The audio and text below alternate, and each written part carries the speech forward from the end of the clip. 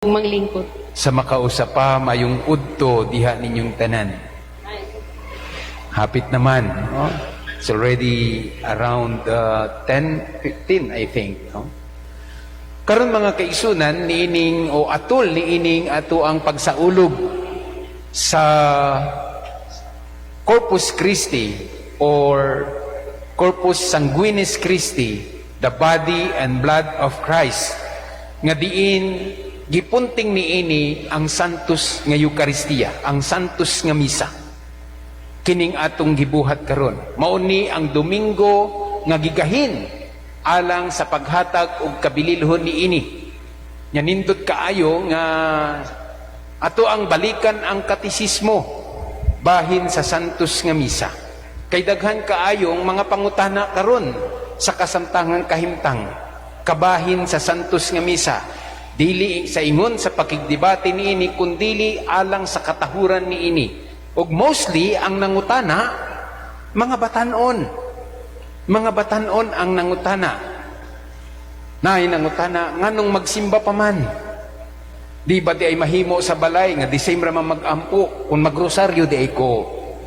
Nganong kon man kanang daw istrikto man ang santos nga misa. Distrikto man, labi na karon doon na mga pasidaan-daan. Nganong unsa maning kaning lawas ug dugo, nganong muluhod man, nganong mutindog, nganong mulingkod ay ko, mudikris ba ang akong pag-ampo? Nganong kung ato araman di ko sa gawas o di ko kaluhod and so forth and so on, mudikris ba di ay ang akong pag-ampo? Daghang mga pangutana, mga kaigsunan. Nganong stricto man sila, unsa may paki nila kung magsingila ko niini nga gawas akong cleavage sexy sa nga tanan. Dili ako ng sala, ilahan ng sala, kay ang ilang matay makasasala. And so forth and so on. Daghang mga pangutana. No? Nga naman di kung moabot kog late, basta lintunganay ang akong kuan, genuine ang akong pag-ampog, pagdahig sa kaniya, unya, maghikap-hikap pa manggani ko diha. Banga naman di ay kung moabot na ko ting homily, di gani ko usahay ganahan sa wali. Nga naman di ay kung moabot ko consecration na. So daghan mga pangutana, ug mostly ang nangutana, akong usbon, mga batanon. Usahay minyo na sila, pero mga batanon. No? Mga young couples. O nindot kayo ni nato tan-awonon mga kaigsunan. Una sa tanan, kaning atong gibuhat karon nga santos nga misa, mauni ang pinakataas nga lundo sa atong pagsimba, pagdaig ug paghalad sa atong mga panginahanglan. Dili lang individual kundi makatilimbanon. Isip usa kita kakatilingban sa halapad nga parokya dinhi sa Our Lady of the Sacred Heart, mauni og dili ni siya obligasyon ra, dili ni siya duty ra, kundili naaunta sa atong kabubuton kinasingkasing ang pagkaania matag Domingo. Matag Domingo. Unsay kalahian niini sa matag adlaw, it is a devotion na. Pero kita at least sa matag Domingo anaa kita. Isip usa ka katilingban. Kining santos nga misa, mga kaigsuunan, morning hataas nga lundo sa atong pagsimba o pagpasalamat sa Dios. Duha ni siya kabahin. Una ang liturhiya sa Eucharistia, ikaduha ang liturhiya, una ang liturhiya sa pulong, ikaduha ang liturhiya sa Eucharistia. Magasugod ang liturgy of the word kung liturhiya sa pulong, inigpaso na sa pari hangtod sa pag-ampo sa katilimbanong pangamuyo. Ikaduha, magsugod ang liturhiya sa Eucharistia, inigpaso sa halad, hangtod na sa final blessing. So, mauna. So, kung makita na ninyo dinhi, naatipik, kining atong santos nga Eucharistia, dili lang ni siya mugna ra. Sumala ni siya sa kasaysayan, sa katigulangan, sa atong pagtuo.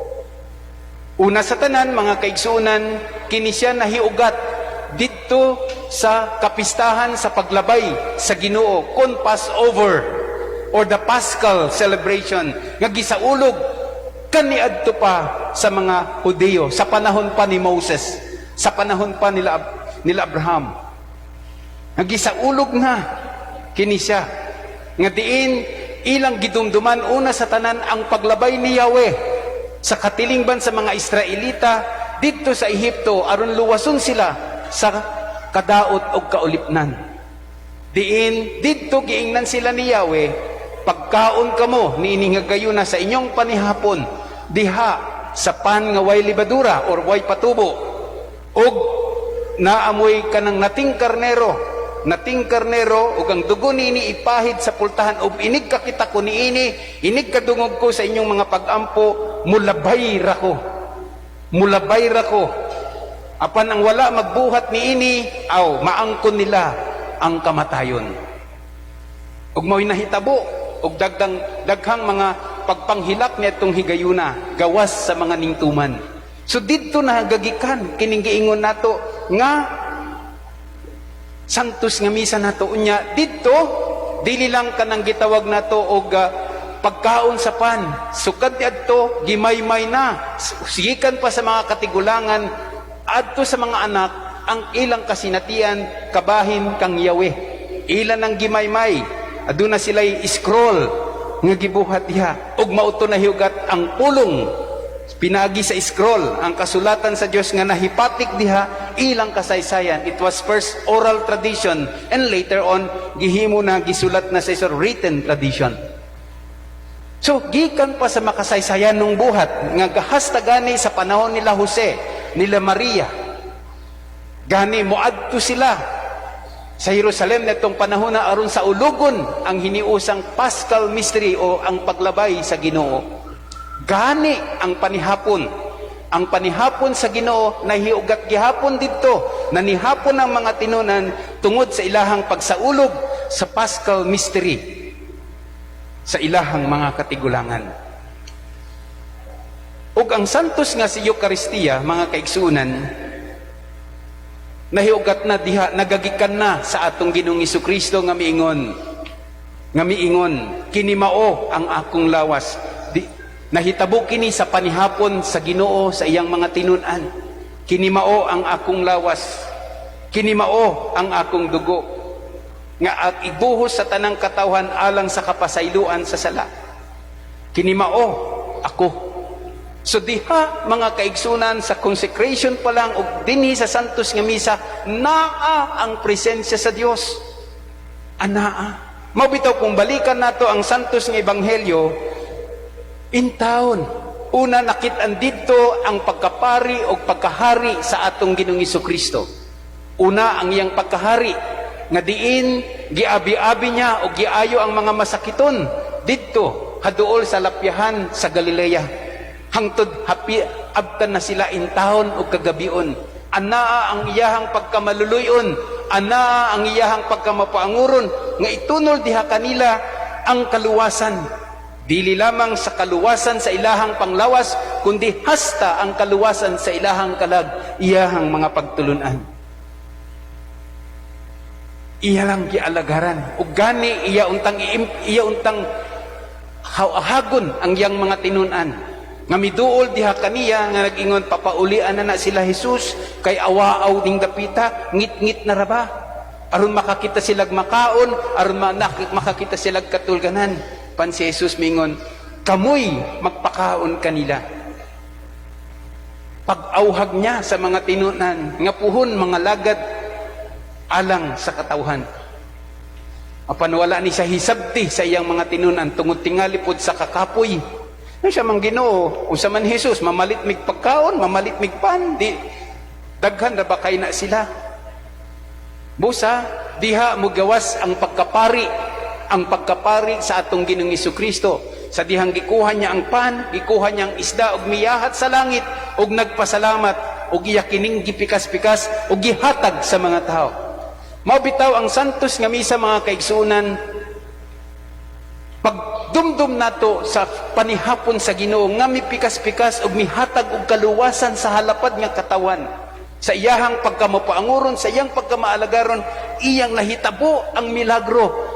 Dili lang tungod sa gipakaon niya ang tanan, kundili ang iyahang pagkamesiyas. Diha gipatunhay, gihatagan og pagmatuod ang pagkamesiyas sa atong Ginoong Hesukristo, ang ikaduhang persona sa Dios. Busa, ang santos nga misa, usa ka balaan nga sakramento alang kanatong tanan, nga angayan lamang natong hatagan og katahuran. Isip usa ka individual, ug isip usa ka katilingban. Naa ang presensya sa Dios, anaa ang iyang pakigtali kanatong tanan, tungod sa iyang gugma alang kanatong tanan. Mao kini ang akong pan, mao kini ang akong lawas nga akong itugyan alang kaninyo. Kana kini ninyo. But pasabot dawaton unta nato, mao kini ang akong dugo nga akong ibubo alang kaninyo, ang kalis sa bag-ong tipan, bag-ong kasabutan alang sa atong kaluwasan. Nga diin unta atong kanabitaw at hatagan og kamahinungdanon ang iyahang mga saad sa kaluwasan, ang iyahang promise alang kanatong tanan sa kapasayloan sa atong mga kasalanan. Naa siya og diha siya, dili lang sa ingon nga presensya ra o alternate ra, no, naa siya. Kinimao ang akong lawas, kinimao ang akong dugo, buhata kini sa pagdumdum kanako. Mao na angay lamang og matarong gayud nga kitang manimbahay, muhatag gayud og dakong pagtahod, kay kini siya ang kinauyokang bahin sa atong pagkamatuohon. Pansubo pamalandungon, yanu-yanuhon na nato, duna kitay easy go lucky attitude sa panahon sa Santos nga Misa. Kapila ko nakasinati dinhi nga nagconsecrate ko, mubarog diharabang dapita kasagaran, mubarog ang mga batanon og manglakaw, mutuyok padung sa CR. O dili ba kaha, labi na kung magkasal ako sa Santos nga Misa, dunay sa kasal, no? Dunay kasal niya Santos nga Misa, ang mga brides pa, ang mga bisita, maghimuong ko nilang photo bomber. No? Samtang nagmisa ko, naasad sila. So, naunsa na. Hibalo ba mo sa Mandawi? Gididaan nila og pagpakomunyon na, paghatag og komunyon sa mga naka-sleeveless og mga naka-spaghetti og kanang mga naka-cleavage. Even in cathedral, mauna. Kitang marigon dun, sayon-sayon ra nato, no? Pero angay lamang, dili sa ingon nga problema na sa laing tao, problema na sa mata ni Undo, problema na sa mata ni Inday. No! Una, alang tungod kanimo, nakasala pud sila. Ikaduha, ang imong lawas, ang templo sa Ginoo, busa, hangayan nimo na siya, hatagan o pagtagad. Ang pagsulod nimo dinhi sa templo, sa balay alampuanan sa Dios, hinaon punta, angayan og matarong ka, di ka mo adto sa beach o di ka mo adto sa SM. Busa, anaa ang imong pagtahod, diha pa lang sa imuhang pagbarug, diha pa lang sa imuhang pagdala sa imong kaugalingon, kay kana siya pinaagi sa imong paghipos sa imong kaugalingon, anaa ang imong pagtahod ug pagpangga sa Dios nga moanha diha kanimo. Sahay magpakalawat ko, mahimuot ko nga masuko, kay ngano moingon ko lawas ni Kristo ang tubag sa kuha, salamat Padre. Nya sa lawas ni Kristo, ngano man nya napay lawas ni Kristo, amen. Dili bitaw sapnayon sa kamot, sa tuong kamot, sa walang kamot, kuhaon sa tuong kamot, isubo sa baba, dili o di ka ipa. Naapoy mga lawat, tuod, sakto man to, inot man, dila man unta, pero mga lawat, lawas ni Kristo. Wala. Dili ipagawas ang dila. Nga naman, kulang baka ang parokya, in town, palaran kayo kita dinhi, kay sa ubang parokya, tulo o patra ang katikista, kung atong ibasol sa ilaha, dili kayo. Talaran kayo ang marigondon, kay dunay 20 ka katikista, pero dili na ingon sa ilaha na, no, inyuha na mga ginikanan, mga ninong og ninang, kay sa dihang gibunyagan kining mga bataa, ang gisaligan kamo. Pagabunyagan kining mga bata tungod sa inyong pagtuo, katungdanan ninyo mga ginikanan, maninoy ug maninay, ang pagmatuto nining bata nga ipasabot diha kanila ang paghigugma sa Dios, ingon man usab sa paghigugma sa isig kaingon, ipasabot ang katekismo unsa may atong ipasabot. Mao na kabataan karon ang daghang pangutana. Kabataan kay basin kitang mga edad-edaron na mausay ang nagmahuyang, nahimong tapulan, nahimong walay pagpakabana diha sa atong pagkamatuohon. Utrosad kita, musimba lang kita kung may time. Musimba lang kita kung nakadaog. Kasagaran gani, Happy Father's Day ninyo, pero kasagaran sa amahan, tuwa sa sabungan.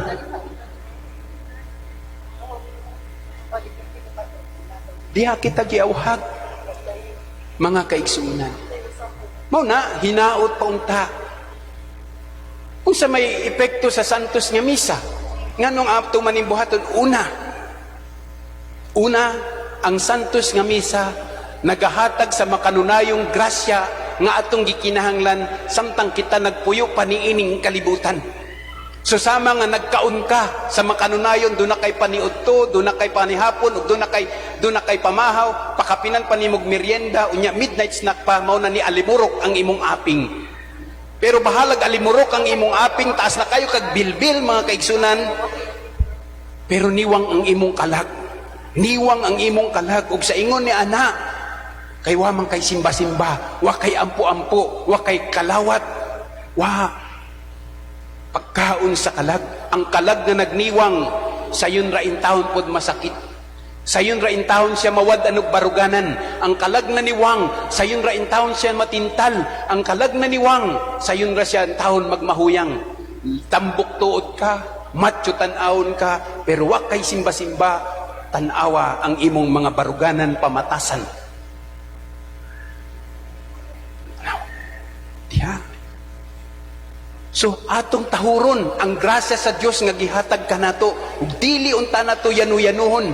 Ato kining gihatagan gasa karon mga kaigsunan sa adlaw kung pagdumdum nato sa Corpus Sanguinis Christi, diin mao ang paghatag nato kamahalangdon, pagkilala sa iyang kamahinungdanon, ang Santos nga Misa, ang atong pagdahig sa Dios. Hinaot pa unta kitang mga matuohon, madawat nato ni ining panahon karon ang pag-renew nato. Mabitaw ka ng amen, lawas ni Kristo atong tubag, amen. Duha ang meaning ni ana. Una, amen. Yes, Lord. Tinuod, Lord. Andam kong mudawat ni mo, Lord. Una, amen. Pagdawat o ang pagtugot. Ikaduha, ang kaandaman. Mabitaw, muingon, kinimaw ang kordero sa Dios nga nagawagtang sa sala sa kalibot. O sa may tubag ninyo, inodili ko angay nga mukalawat kanimo, apan ipamulong mo lamang ug mamaayo ako. Kanaunta dili bitaw automatic. Dili ko angay man. Gilama-lama ra. Naanagikan sa kasing-kasing. Ug uban ni ana ang imo habitaw paghinulsol ug pagbahasol. Mabitaw nag-una na ang paghinulsol aron sa pagdawat nato dunay kabag-uhan sa atong kinabuhing mga baruganan ug panglantaw sa kinabuhi. Mao na atong hatagan ug tahuron. Puno kita sa pagtahod. Mabitaw ka ng sangalan, samahan sa anak sa Espiritu Santo, bililhon kayo na. Kay upusapod na sa atong pagtahod. Samtang nagprosesyon ang santos nga sakramento, hatagan natog pagtahod. Mualabay kita sa simbahan, makakita galing ta, hatagan natog pagtahod. Balay alampuanan. Nakakita ko diha, batanon, Jesus, no?